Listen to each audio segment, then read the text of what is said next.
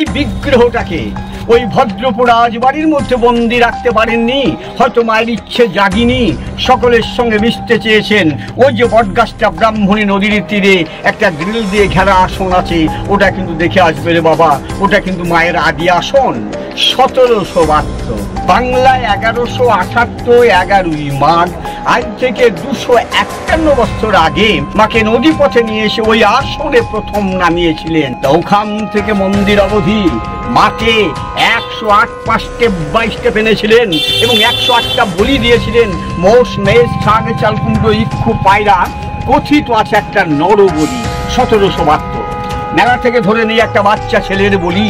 ওই ছেলের মা যখন জানতে পারলো যে আমার সন্তানকে বলিদান দেওয়া হয়েছে, উনি কান্নাকাটি করে পড়লেন। দেখা যাচ্ছে সেই সন্তান জীবন্ত অবস্থায় নদীর ঘাট থেকে উঠে আসছে। এটা কিন্তু প্রবাদ বাক্য, সত্য মিথ্যা তর্কে যেতে পারবো না, কেননা চর্মচক্ষু দিয়ে আমি তো দেখিনি।